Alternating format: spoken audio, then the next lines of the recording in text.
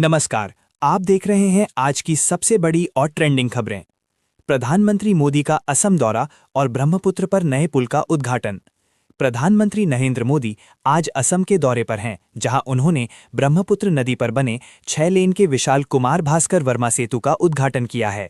ये कदम पूर्वोत्तर भारत के बुनियादी ढांचे को मजबूत करने और कनेक्टिविटी को नई ऊंचाइयों पर ले जाने के उद्देश्य से उठाया गया है। इस पुल के चालू होने से न केवल यात्रा का समय कम होगा, बल्कि स्थानीय व्यापार और पर्यटन को भी जबरदस्त बढ़ावा मिलेगा। आम लोगों के लिए ये राहत की खबर है, क्योंकि अब घंटों का सफर मिनटों में तय हो सकेगा। आने वाले समय में प्रधानमंत्री यहां 5,000 करोड़ रुपए से अधिक की अन्य विकास परियोजनाओं की आधारशिला भी रखेंगे, जो पुलवामा के वीरों को भावभीनी श्रद्धांजलि और देश भर में काला दिवस। आज पूरा देश पुलवामा आतंकी हमले की 7वीं बरसी पर अपने वीर जवानों को याद कर रहा है।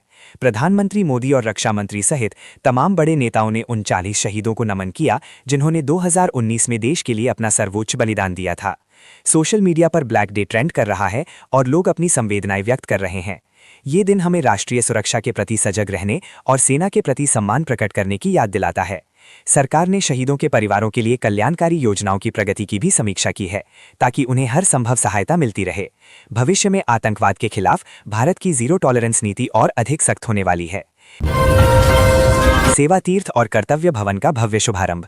नई दिल्ली में आज प्रधानमंत्री ने सेवा तीर्थ और कर्तव्य भवन 1 और 2 का उद्घाटन किया है, जो शासन व्यवस्था में एक नए युग की शुरुआत का प्रतीक है।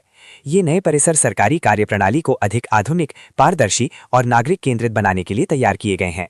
इसका सीधा असर आम जनता पर पड़ेगा, क्योंकि अब सरकारी सेवाओं में देरी कम होगी और फाइलों का निपटारा तेजी से हो सकेगा।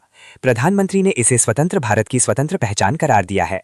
आने वाले दिनों में ये परिसर डिजिटल इंडिया के अगले चरण का केंद्र बनेगा, जिससे आम आदमी को दफ्तरों के चक्कर काटने से मुक्ति मिलेगी। भारत अमेरिका व्यापार समझौते पर राहुल गांधी का कड़ा विरोध। कांग्रेस नेता राहुल गांधी ने आज केंद्र सरकार पर तीखा हमला बोलते हुए आरोप लगाया है कि भारत अमेरिका व्यापार समझौते से देश के कपास किसानों और कपड़ा निर्यातकों को बड़ा नुकसान होगा।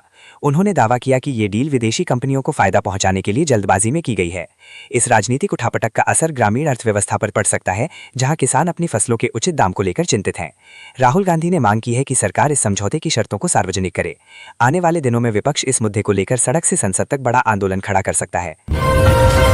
राष्ट्रव्यापी भारत बंद का दूसरा दिन और सामान्य जनजीवन पर असर। ट्रेड यूनियनों और किसान संगठनों द्वारा बुलाया गया 2 दिवसीय भारत बंद आज अपने दूसरे दिन भी कई राज्यों में प्रभावी नजर आया। ये बंद श्रम कानूनों में सुधार और न्यूनतम समर्थन मूल्य की कानूनी गारंटी जैसी मांगों को लेकर आयोजित किया गया है। इसके चलते पंजाब, हरियाणा और पश्चिम बंगाल के कुछ हिस्सों में सार्वजनिक परिवहन और बैंकिंग सेवाएं प्रभावित हुई हैं, जिससे आम मुसाफिरों को काफी दिक्कतों का सामना करना पड़ रहा है। संगठनों का कहना है कि अगर मांगे नहीं मानी गई तो प्रदर्शन और तेज होगा। संभावना है कि अगले हफ्ते सरकार और प्रदर्शनकारियों